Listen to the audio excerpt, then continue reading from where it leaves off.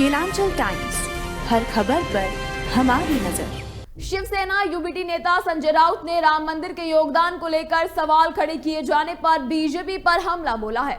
उन्होंने कहा है कि शिवसेना का मतलब है उद्धव ठाकरे। राउत ने कहा उस वक्त बाल ठाकरे ने आगे आकर जिम्मेदारी ली थी और गर्व जताया था। शिवसेना यानी कि उद्धव गुट के नेता संजय राउत राम मंदिर के सवाल पर बिफर पड़े हैं। उन्होंने कहा है कि राम मंदिर किसी के बाप का है क्या? राम मंदिर के वे मालिक है क्या? राम सबसे बड़े हैं, राम से बड़ा कोई नहीं है। संजय राउत ने कहा कि भगवान राम हमारी आस्था का विषय है, इस पर राजनीति नहीं होनी चाहिए। उन्होंने कहा कि अयोध्या की लड़ाई 2014 से पहले हुई थी। जो लोग राम मंदिर के संघर्ष में नहीं थे उन्हें क्या पता कि बाल ठाकरे का क्या योगदान था। उन्होंने कहा कि भारतीय जनता पार्टी इस देश के लिए अपशगुन है। देखिए जम्मू कश्मीर मणिपुर में क्या हो रहा है, ईवीएम है इसलिए बीजेपी है। संजय राउत ने कहा कि राम मंदिर राजनीति का विषय नहीं है, यह हमारी अस्मिता और आस्था का विषय है। राम मंदिर के निर्माण में पूरे देश का योगदान है। उन्होंने कहा कि हजारों कार सेवक शहीद हुए और हजारों कार सेवकों को फेंक दिया गया था, हमने देखा है। लेकिन कुछ लोग हैं जिनका भारत 2014 के बाद बना है, उन लोगों को इतिहास मालूम ही नहीं है कि अयोध्या की लड़ाई 2014 के पहले हुई है। जो लोग ना देश की स्वतंत्रता संग्राम में रहे ना किसी आंदोलन और संघर्ष में रहे, तो उन्हें राम मंदिर के संघर्ष का क्या पता, उसमें बाला साहेब ठाकरे जी का क्या योगदान रहा। उन्होंने आगे कहा है कि हम हिंदुत्व के भगोड़े नहीं हैं, हम आखिरी तक लड़ते रहे। यह लोगों की आस्था का विषय है।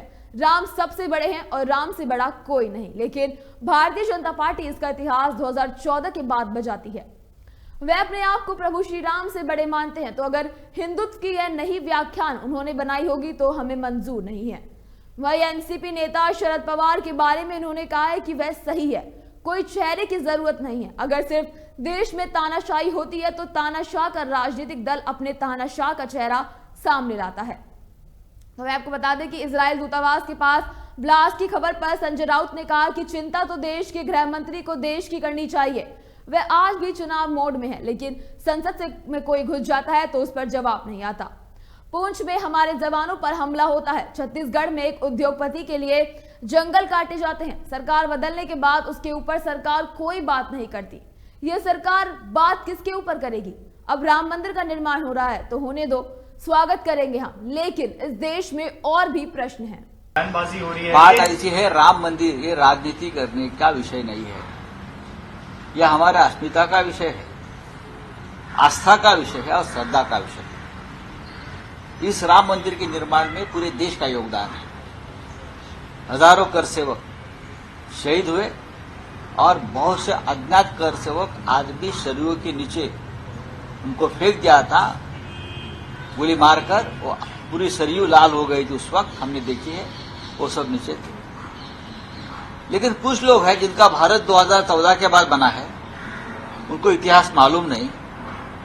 अयोध्या का लड़ाई जो है वो 2014 से पहले हुई और ये लोग 2014 के बाद की बात करते हैं, तो उन्हें इतिहास के वो लोग गवाह नहीं है। ये लोग ना देश के स्वतंत्रता संग्राम में रहे हैं, ना किसी बड़े आंदोलन में रहे हैं, ना किसी संघर्ष में रहे हैं, तो उन्हें क्या मालूम है राम मंदिर का संघर्ष क्या था और क्या रहा और पूरे देश में उसमें क्या योगदान दिया था, उसमें शिवसेना का क्या योगदान था, बाला साहेब ठाकरे जी का क्या योगदान था।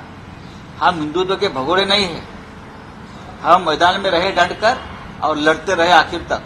सर ये आज तस्वीर आपने संपादकीय में छापी जिसमें पीएम साहब दिख रहे हैं और भगवान राम का बालक। ये लोगों का आस्था का विषय, राम सबसे बड़े हैं, राम से बड़े कोई नहीं।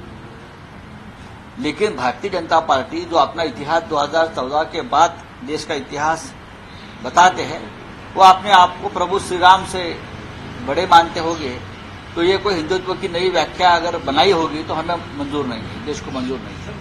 इनके बीजेपी के केंद्रीय मंत्री भी बकायदा कह रहे हैं कि उद्धव जी को राम मंदिर नहीं जाना चाहिए, इस तरह के स्टेटमेंट दे रहे हैं। क्या लगता है आपको? राम मंदिर का किसी के बाप का है क्या?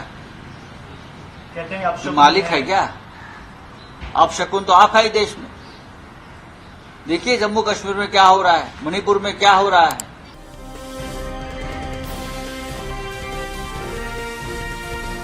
केलांचल टाइम्स, हर खबर पर हमारी नजर।